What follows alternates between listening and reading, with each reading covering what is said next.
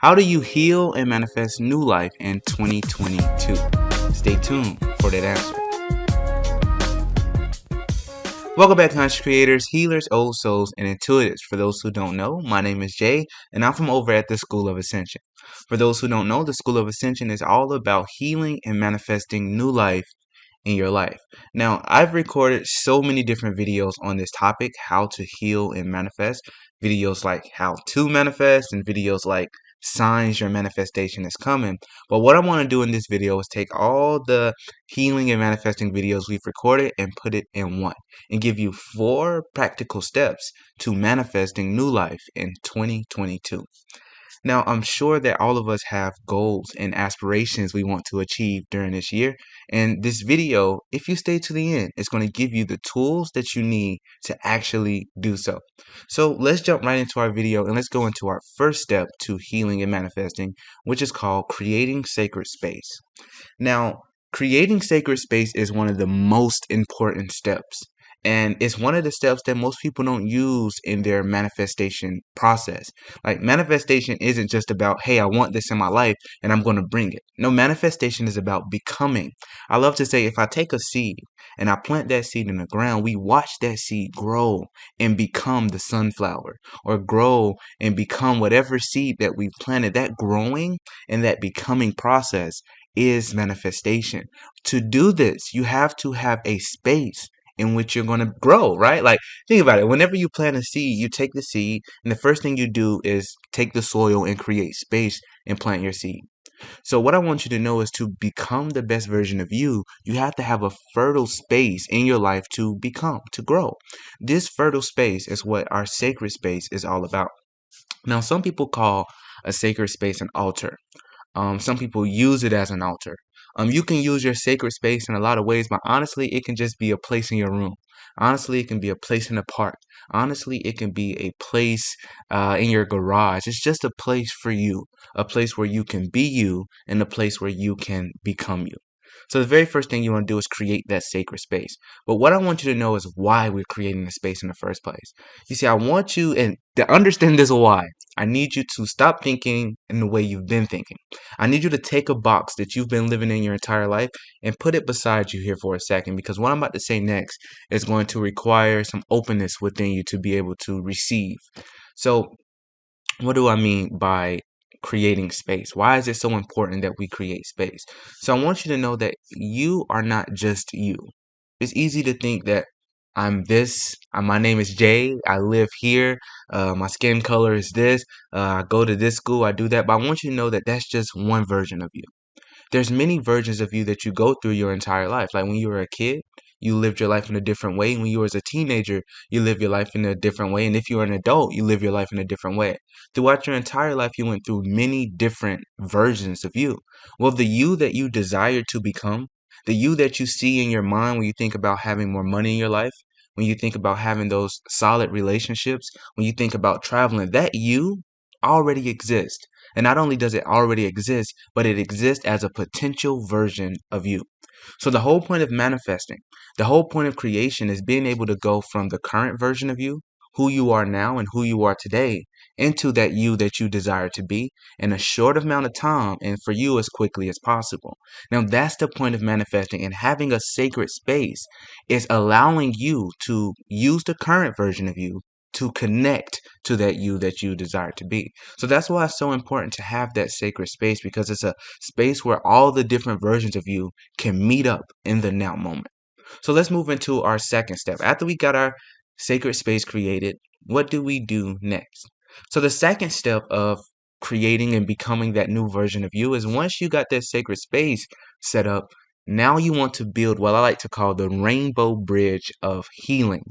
Yes, healing is always a part of manifesting, because just like that seed grow into the sunflower, if it didn't first acknowledge itself as a seed, how could it possibly grow into the sunflower? So the healing part of this journey is all about sitting down in your sacred space and creating a bridge back into the past versions of yourself. Why should we do that, though? Why should we go backwards to go forward? Well, what I want you to know is, the reason why you desire what you desire in your life today is because you know how it feels not to have it. Like you've been through that abusive relationship and now you desire a healthy one. You've been in a situation where you didn't have enough money to make ends meet. Now you desire to have it. You've been through worry, doubt, fears, and frustration. Now you desire to have self-love, peace, and appreciation. So because you know what it's like to not have what you desire, you now desire what you do. But if you're still angry, if you're still holding any resentment about the time period when you didn't have what you desire, you block the relationship that allows you to become what you do. You see, in this second step, I need you to understand the universal law of cause and effect. You see, I feel that we set ourselves up at times to go through certain things so that we can become the best version of us. Like, yes, that toxic relationship that you had wasn't good. It didn't feel good. It didn't feel good to not have what you desire. But at the same time, it created your desire today to do have what you desire. But the only way to get to your desire is by releasing that current version of you or releasing that past version of you that knew how it felt not to have. So the healing bridge, the rainbow healing bridge is all about allowing those emotions, those energies, the energy of worry, doubt, fear, frustration, and grief, these energies from the past to be able to heal themselves by coming back and being acknowledged in the present moment. So after you've sat down in your sacred space and you just observed your emotions, observed your thought processes and give them a space to exist rather than rejecting them.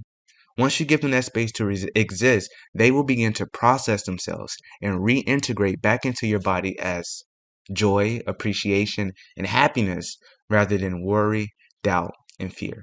So that's the second step, building that rainbow bridge of healing. Let's now move into our third step.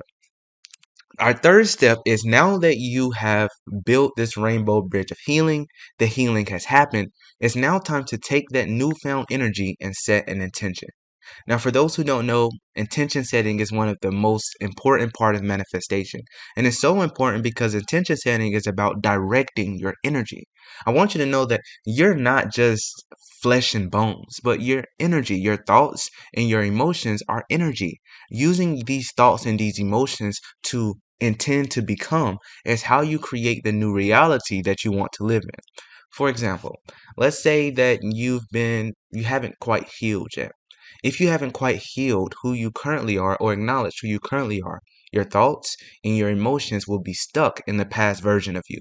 So 50% of your day, you thinking about what has happened. You thinking about who hurt you or why they hurt you or how you was in the past and how painful emotions feel. You're trapped in the past because you haven't quite yet acknowledged what has happened. That is an easy way to get lost and get stuck in a cycle or karmic cycle. The best way and the way to move out of this is being able to not only heal that energy, but once that energy is right here in this now moment, you're no longer thinking about the past, you're no longer thinking about the future, but you're enjoying this present moment. When you come back into this present moment, you can then say, okay, now what do I wish to become? Where do I want my energy to go now? So you take your thoughts, you take your emotions, and you direct it towards the you that you desire to be. Well, who is that you? Does he have money? Does he travel? Does he bungee jump? What does he or she do? You create this version of you out of your own thoughts and your emotions. And when you're doing this, what you are doing is you are setting an intention to become the version of you that you have created through your own thoughts and through your own emotions. Once you set this intention, your energy will begin to feel and begin to go into that reality where that potential you exists. Now, how do we set intentions? Now, for those who don't know, I manifest with the moon and I manifest with the current energies that's on Earth.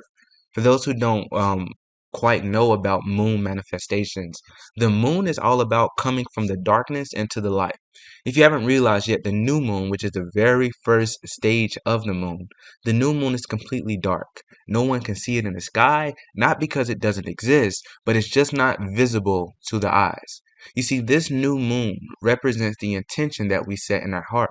You see, I want you to know that when you sat down and you brought all your energy back into the present moment, and now you're ready to direct it, the you that you desire to be, you can't see that you quite yet.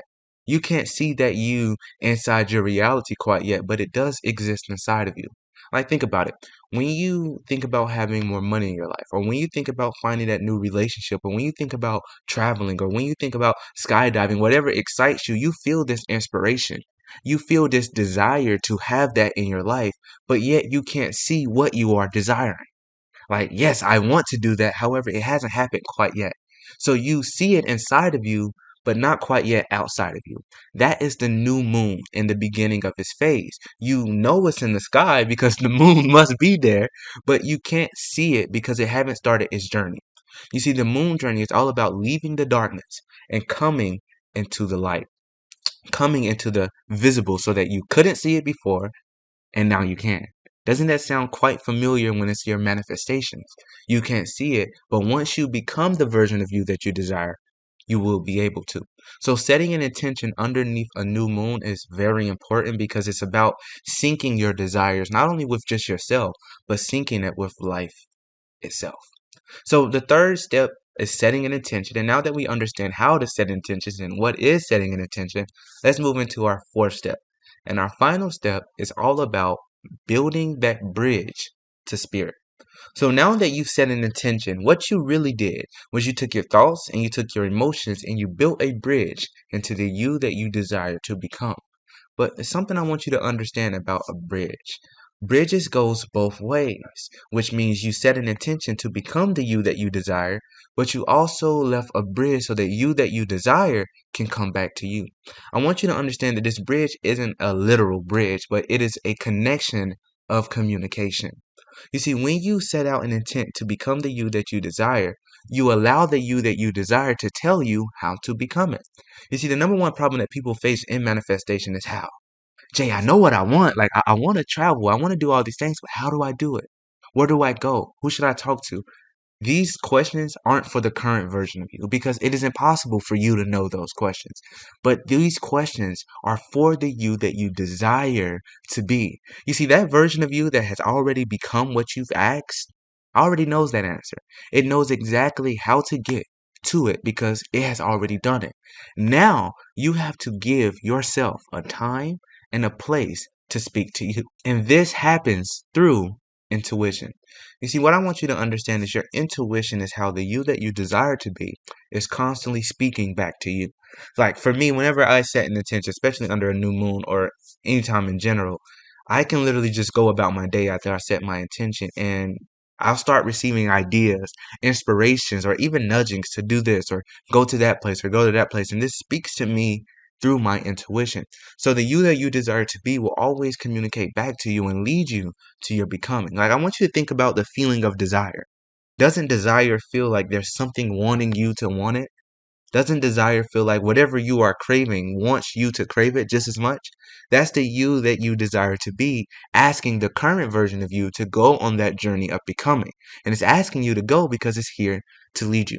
So these are the 4 steps to manifesting. And if you want to know exactly how you can heal and manifest change in your life, over at the School of Ascension, we have an absolutely free course that will break down everything you need to know about healing and manifesting. And after you've learned, you can even apply this to your life in our live spiritual practices.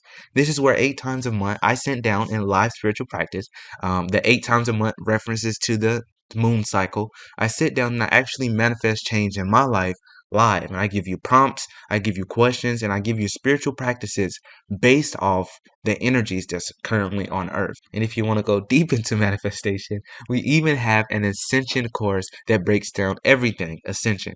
Again, this is available to you over on our School of Ascension free course page, and the link will be down in the description. And if you like this video, be sure you leave a like, and I will catch you in the next one.